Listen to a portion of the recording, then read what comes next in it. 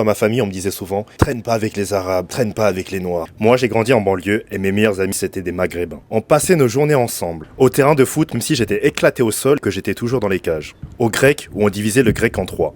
Et même chez le coiffeur.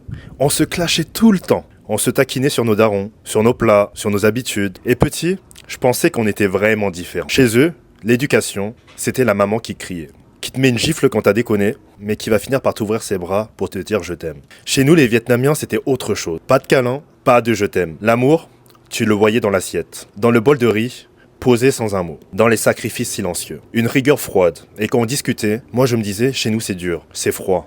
Chez eux, c'était plus affectif. Mais en grandissant et en discutant avec mes frères maghrébins, j'ai compris que c'était la même destination, avec des chemins différents. Parce qu'au fond, nos mères et nos pères cherchaient la même chose, nous rendre solides. Et plus on grandissait, plus on voyait des similitudes. Le respect des anciens. Chez nous, comme chez eux, tu ne lèves jamais la voix sur le papa. Tu parles pas mal à ta mère. La pudeur des sentiments. Tu peux crever d'amour pour ta famille, mais tu le dis pas.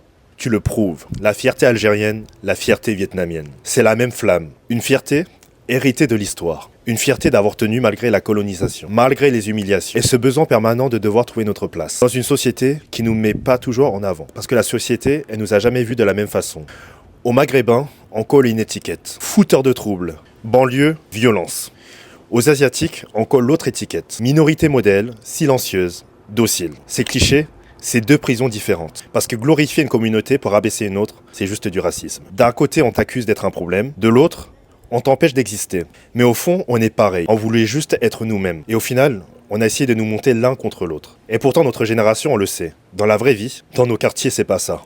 La vraie France, nous, on la vit tous les jours. C'est nos darons qui échangeaient un plat de couscous contre un plat asiatique. C'est nos mères qui se croisaient au marché. Le même sac de course trop lourd qu'on galérait à porter, mais qu'on avait tellement de fierté. Un Vietnamien et un Algérien assis sur un banc.